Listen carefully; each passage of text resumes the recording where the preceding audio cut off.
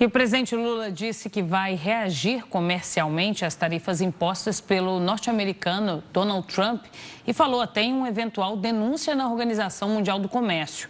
Quem tem os bastidores para a gente é a repórter Mara Mendes, que fala ao vivo, direto de Brasília. Mara, muito boa tarde para você. Qual que é a chance do governo realmente seguir com essa denúncia? Oi, Renata, boa tarde. Por enquanto, Renata, nos bastidores, mesmo que o presidente Lula esteja falando que pode partir para uma reciprocidade, mas por enquanto o que se fala nos bastidores, principalmente os diplomatas e os assessores para assunto internacional, os assessores do presidente Lula, é que a gente ainda permaneça, né? O país permaneça com uma certa cautela para não entrar numa questão política. Então, a recomendação até agora é de que essa relação ela seja extremamente pragmática e também diplomática. Tanto é que na sua fala hoje, o presidente Lula fez questão de dizer que não é próximo de Donald Trump, não é amigo de Donald Trump e que, na verdade, a relação que tem com os Estados Unidos é uma relação bilateral de há mais de 200 anos, que é Estado americano com Estado brasileiro. Então, a conversa é essa, principalmente quando o presidente Lula foi questionado se já havia ligado para Donald Trump, ele deixou bem claro que não é uma relação pessoal entre duas pessoas, mas é uma relação de estados. Então, o Brasil respeita a soberania americana e, assim, ele também espera que os americanos, né, o presidente americano, respeite a soberania brasileira.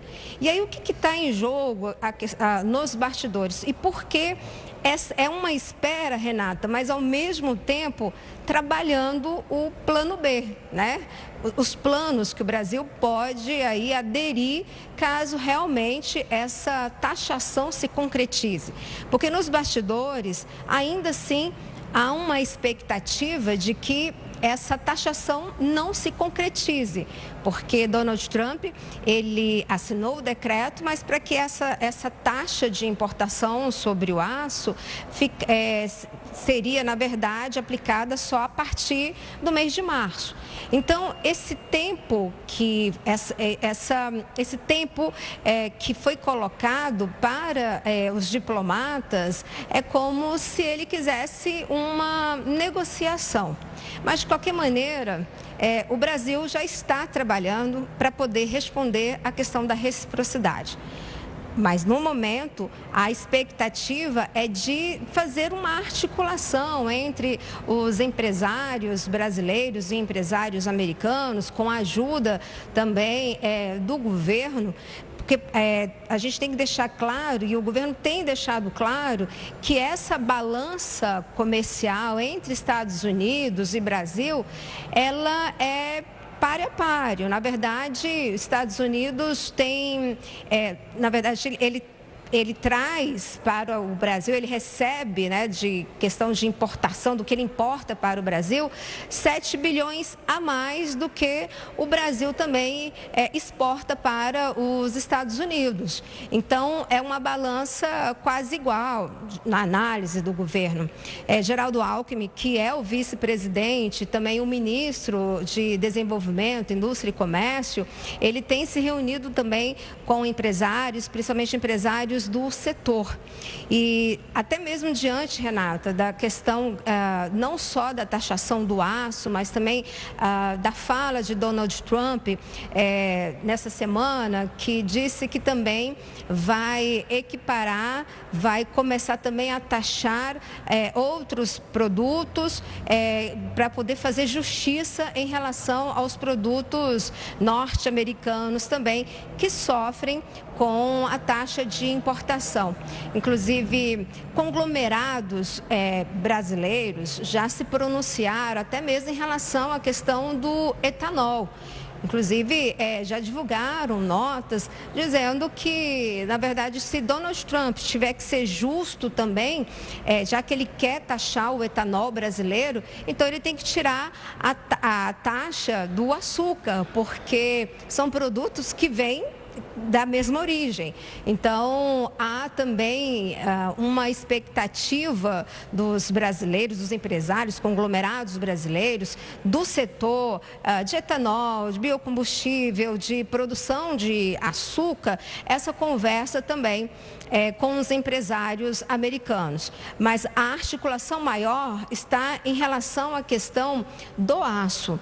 Inclusive, empresários norte-americanos e do setor siderúrgico já estão manifestando preocupação em relação a essa questão da taxação, da taxa de 25%, porque o próprio setor siderúrgico americano também depende desse aço que sai do Brasil, do Canadá e do México. Então, há uma expectativa nesse momento dessa articulação para que eles fazendo essa articulação chegue até Donald Trump, que ele pode prejudicar o setor também da siderurgia e também não só o setor siderúrgico, mas pode sofrer também outros setores, como as montadoras e as fabricantes da linha branca, que usam muito o aço desses países, como Brasil, Canadá e México. E são setores que empregam mais do que o setor siderúrgico. Então, há uma expectativa de que o barulho dos empresários norte-americanos reclamando dessa situação faça com que Donald Trump recue.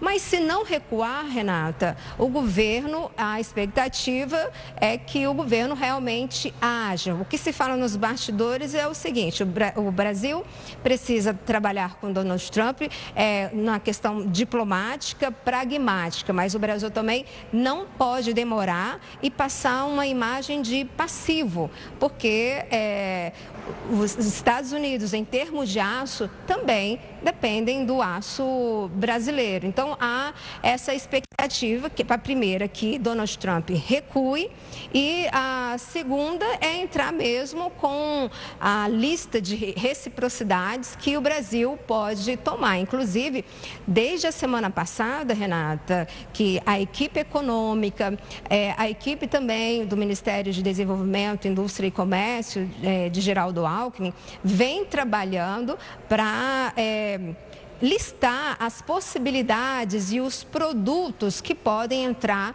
como reciprocidade em relação aos produtos norte-americanos, porque o que o Brasil está fazendo agora? O governo está também até estudando a questão da legislação para não tomar nenhuma ação que esteja fora da diplomacia e assim, na verdade, acabe criando um mal-estar. Porque no entendimento dos assessores mais próximos do presidente Lula, é isso que Donald Trump quer que o país caia numa provocação. E aí vale a gente até ressaltar aqui, né, Renata, que Donald Trump voltou a criticar o BRICS, e quem está na presidência do BRICS é o Brasil. Voltou a criticar o BRICS, falando que o BRICS já morreu, e, na verdade, o entendimento que tem aqui no Palácio do Planalto é que, se o BRICS não fosse tão importante assim,